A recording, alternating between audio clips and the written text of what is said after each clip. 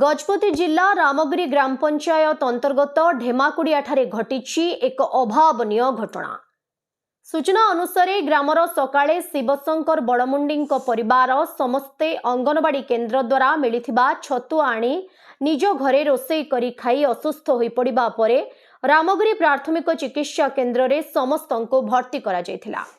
सेठारे शिवशंकर 5 वर्षीय झियो तुलसी बड़मुंडीर मृत्यु होइथिबा डाक्टर ब्रजराज कर घोषणा करथिले।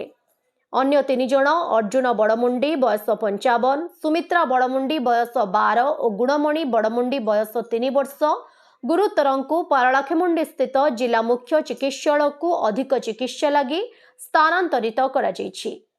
तेबे आंबुलांस जोगे जिबा बेले आउ जनक मृत्यु होइथिबा सूचना पाई अंचल रे दुखर छाया खेली जायछि।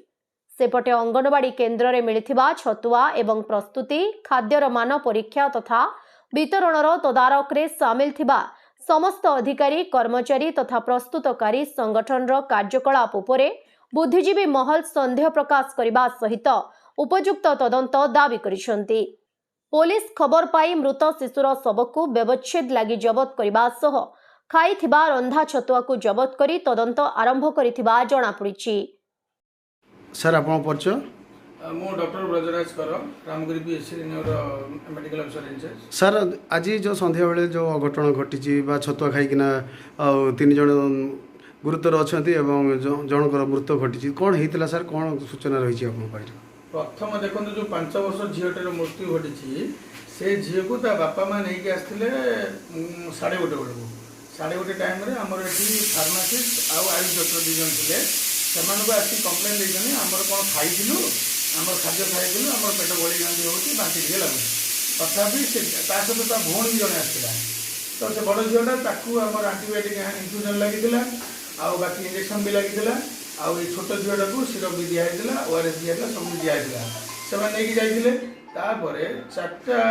4टा टाइम आफ्टरनून मुझे जो से झील पूरा सीरीयस तार पार्टी फेड़ मारूला फ्लोगिंग होता सफ्टनेस ऑफ ब्रीथ थी हार्टबीट रैपिड थी अवस्था बहुत सीरीयस से ऑक्सीजन देकी रखी रेफर कली आरुदेवी गाड़ी आसला रेफर कली मुझे पालाखेमुंडी रेफर कर गाड़ी आसवा भितर विदिन गोटे 10 मिनिट्स डेथ है मुझे सांगे सांगे लोक नहीं पड़ अन्य पेसेंट देखा भितर बापा माँ नहीं पड़ौले।